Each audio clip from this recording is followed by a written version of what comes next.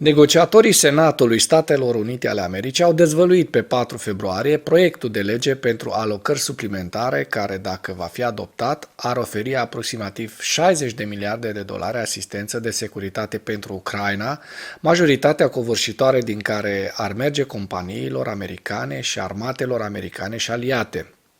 Proiectul de lege prevede 3 pachete principale de asistență Ucrainei, despre care vom vorbi mai târziu în acest material. Kremlinul naționalizează în liniște întreprinderile private din Rusia, precum o făceau acum un secol tovarășii lor bolșevici. Institutul de opoziție rus Meduza a publicat o investigație pe data de 5 februarie în care detaliază modul în care Procuratura Generală Rusă folosește 3 scheme principale pentru a confisca și naționaliza bunurile rușilor, în ciuda asigurărilor președintelui rus Vladimir Putin că nu va exista naționalizare în Rusia. S-au terminat banii, băieți, ați ajuns la fundul sacului?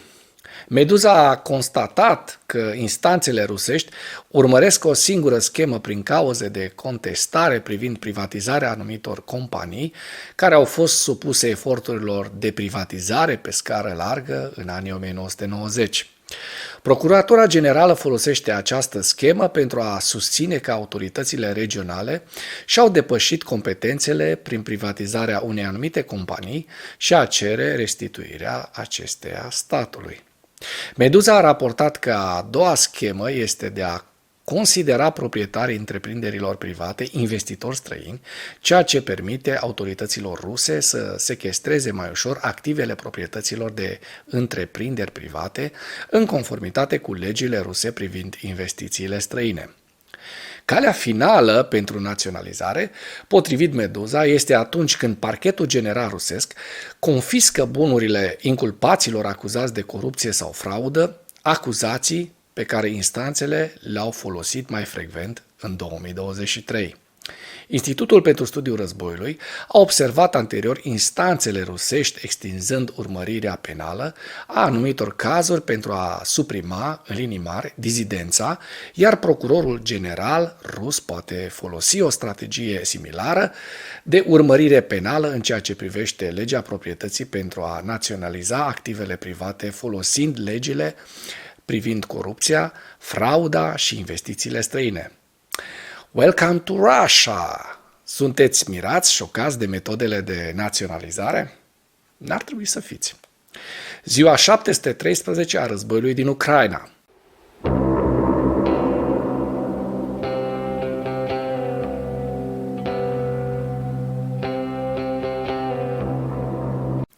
Potrivit statului major al forțelor armate ale Ucrainei, în dimineața zilei de 6 februarie 2024, pierderile totale în lupte ale Rusiei de la începutul ofensivei pe scară largă asupra Ucrainei din 24 februarie 2022 se ridică la aproximativ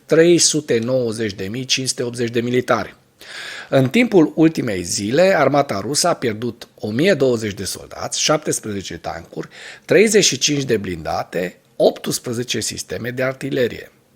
Dacă până în acest moment ai găsit informații utile în material, contribuie cu un like și cu o distribuire a acestui videoclip pentru a ajunge la cât mai multă lume.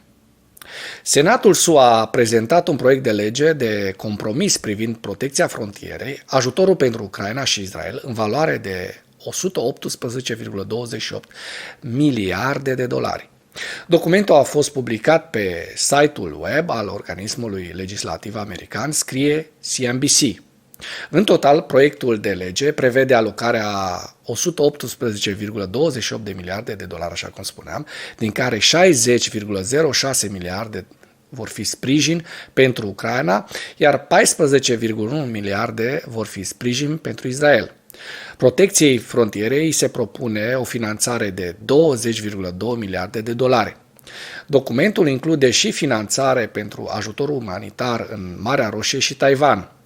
În domeniul asistenței acordate Ucrainei, aproximativ 14 miliarde de dolari sunt asigurați pentru achiziționarea de noi arme de companiile industriei militare americane, 15 miliarde pentru pregătirea militară a forțelor armate, precum și schimbul de informații și alte măsuri de sprijin.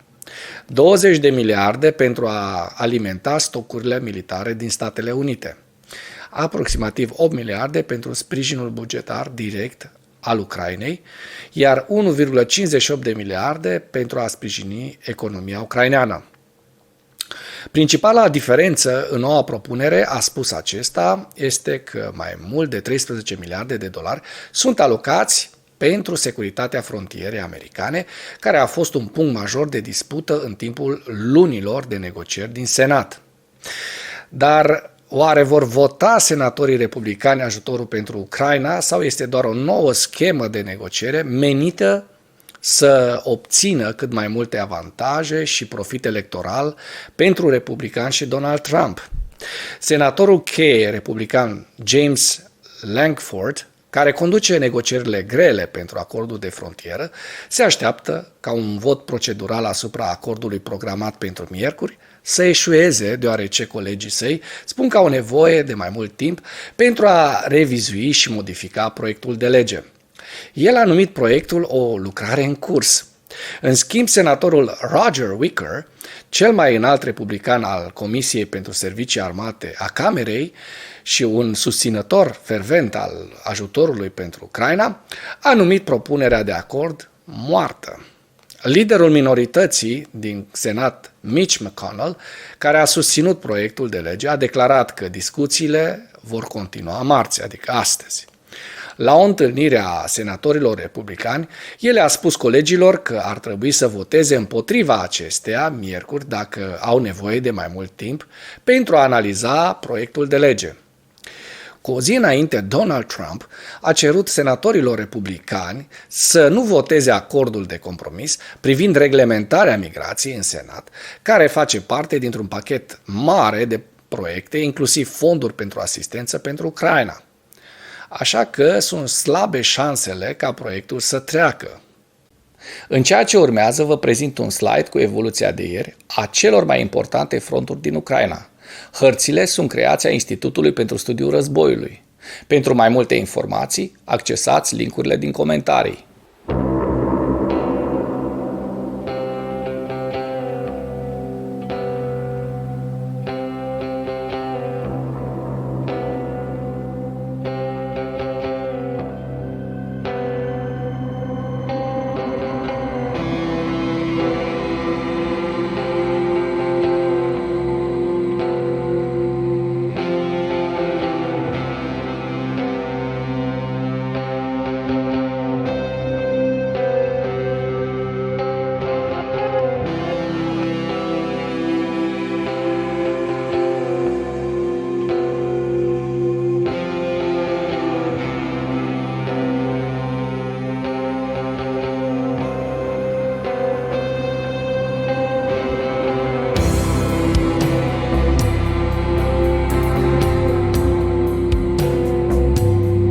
Mulțumesc pentru vizionare. Dacă vrei să susții acest canal, abonează-te la Animatura.